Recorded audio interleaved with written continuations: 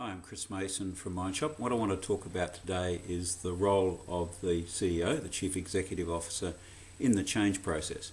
Now, in Mindshop we have several tools related to change, but the one that probably most people would think about is DVP. So to get change, you need dissatisfaction, you need a vision, and you need a plan.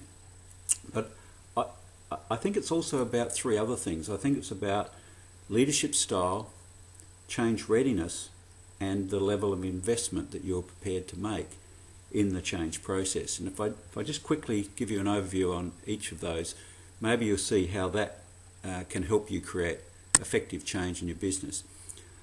Leadership is not just about the leaders. Leadership can occur at any part of your organisation. And there's basically three types: autocratic, democratic, and transformational. Now, there's nothing magic in the transformational. It just means you're trying to transform the business in some way. They've actually found that autocratic leadership works well where the confidence levels of your team is low, and they're being very directive in your approach. It actually works better than any other style.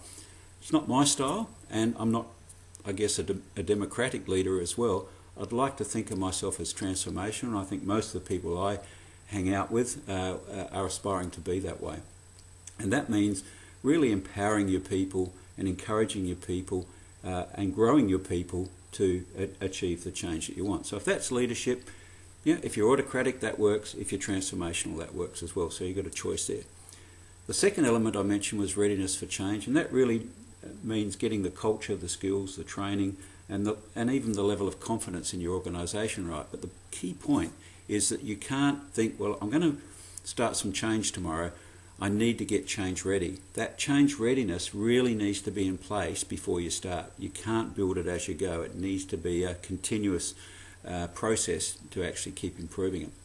So make sure you've got the change readiness right, and that enables you to move on to the third area, which is considering the level of investment you want to make. Now, it's not just about money. It is about money, but it's also about, I guess, the time, but more importantly, the energy that you're going to invest in the change. So you need to make sure that you invest time, for example, in the planning process. They found in the research that that is the key success factor, is actually not just launching into it, getting your plan ready. Once you've implemented your plan, most people are actually not too bad at that. The thing that they fall down on is they don't institutionalise that change. In other words, they don't lock it down.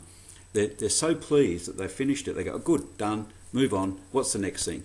Whereas you've got to spend some time into institutionalising the change. So the three things you really need to look at are get your leadership right, get your readiness for change right, and then get the level of investment right, and don't forget to lock down the changes before you move to the next.